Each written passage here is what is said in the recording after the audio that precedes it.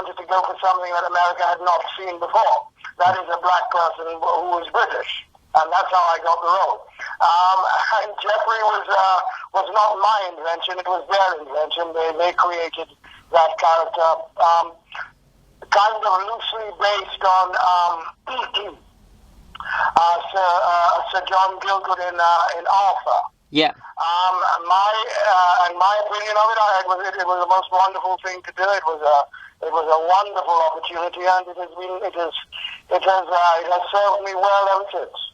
Yeah, and the First Prince of Bel-Air is known for its take on a rich African-American family living in the upper class of Bel-Air, and it takes in off the street a young misdemeanor teen from Philadelphia, Will Smith, whom has taken a few wrong turns in his time. And do you think the show was a groundbreaking comedy ahead of its time in most regards? I don't have to think that. It's a fact. Look at it. It continues to be the top show in syndication and has been for over 20 years. We stopped doing it in 1996, and we still have the biggest audience in syndication than any other show, and we continue to be the top show. So the creators of the show knew something that we didn't know. However, the idea of the show is Pygmalion, this poor person who moves across. And what makes the Fresh Prince special is the fact that it was, Philip Banks was not an employee, he was an employer, whereas in many shows before, all the leading black characters were employees, not employers. Yeah. And do you think it was the variety in the plots and the writing of each episodes that were so unique and had a turn and a twist in them that appealed to people of all generations? Well, I think first of all, it's a family show, and you can watch it with your children, teenagers, infants, whatever, and not be scared, not be offended by any of it. And that's an incredible recipe. And for us, it was just pure magic. I think the creators knew what they wanted, and they created that. But you have to remember that the show is made up of an enormous talent. Will Smith. Yeah. It was written by the Andy and Susan Borowitz, who are extraordinary satirists in the United States. It was produced by Quincy Jones, the man who gave us Thriller and all those other great LPs. NBC, the National Broadcasting Television, which gave us the Quincy, the Bill Cosby shows and all the shows after that. Before that, and of course, Stuffed Dog. So it was an intention, because the development of African Americans on television had got to the point where African Americans were decision makers, and the latest one to date has been the President of America, Mr. Barack Obama. Yeah. And Joseph, your relationship and chemistry with Will Smith on stage really led to a lot of memorable moments. And what are some memorable or funny stories or bloopers from scenes shot between yourself and Will Smith that make you laugh still to this day? If you watch the show, you will see all the bloopers at the end of the show. Yeah. So all our stuff is at the end of the show.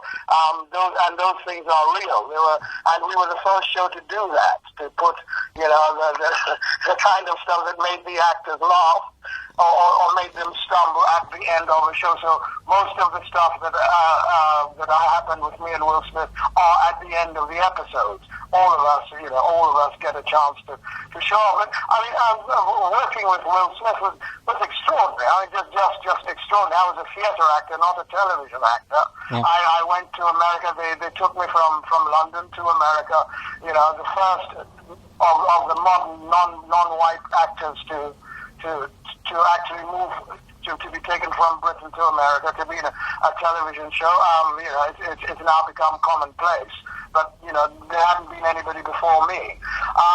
And what they did was Will Smith and the producers had seen me with the Royal Shakespeare Company, and they decided this man is the man they wanted. And I have to say, Will was a generous and kind man, and as you can see on the screen, it was pure magic.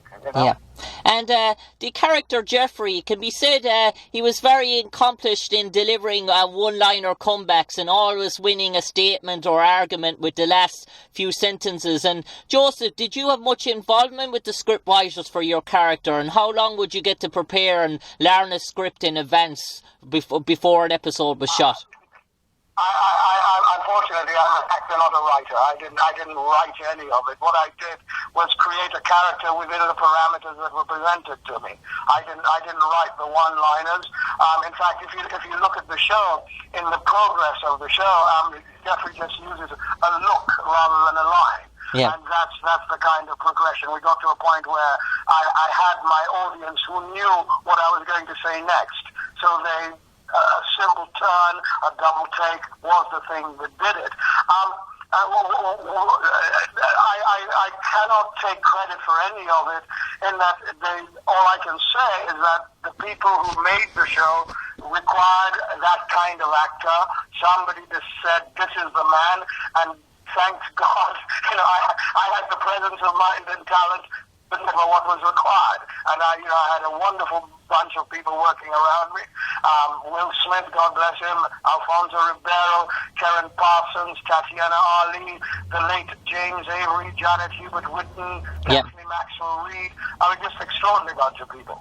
Yeah, and you mentioned there some of the characters that were in the Banks' family, and Tatiana Ali and Ashley, who was very young, maybe starting off in the series, and Alfonso Ribeiro, and roughly Fresh Prince of Bel-Air probably set those two on the map to further success down the road. And was there always that sort of closeness between all the cast characters throughout the seasons that still remained intact to this day?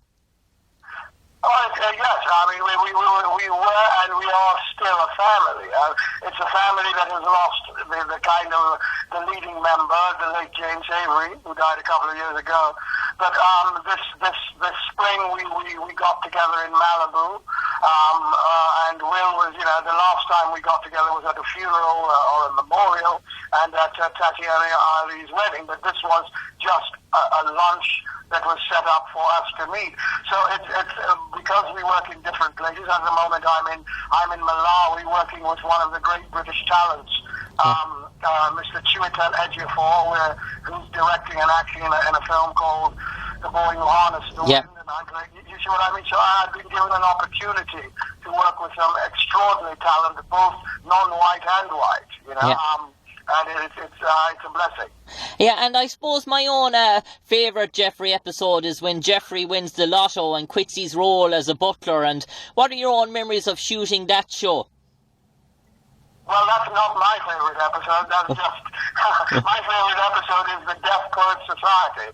It's the one where Geoffrey plays the poet Raphael de la Ghetto. Yeah. Cannons to the left of them, cannons to the right of them. But the lottery is just marvellous. I mean, it stands as number one in the majority of people's memories. But it was just marvellous. It was just fun. I enjoyed it. But you have to remember, I'm simply an actor doing a job. I'm not. Yeah. I'm not. I didn't pretend that I'd won the lottery, but I think in Geoffrey's mind, and the wonderful thing about it is when such a pompous character, when he gets his comeuppance, it's wonderfully funny, and that's what's so marvellous about that. Yeah, and I suppose another scene, Joseph Marcell, which is really funny, when Geoffrey admits his big secret why he moved over to the US States, the secret about winning the Olympic medal, doing the sort of the taxi, getting into the taxi and stuff like that. And how much fun did you have shooting scenes like that? It was great. It was just lovely, and my memories of those were just lovely. There was, and then those are things that had not been seen on American television before. It was just a lot of fun. And the most important thing with those sequences was that if they were funny, then they were acceptable. Yeah. And it is out of that fun that you kind of re-educated and changed an audience's perspective. But we didn't set out to preach or to or to even embarrass Geoffrey. It was simply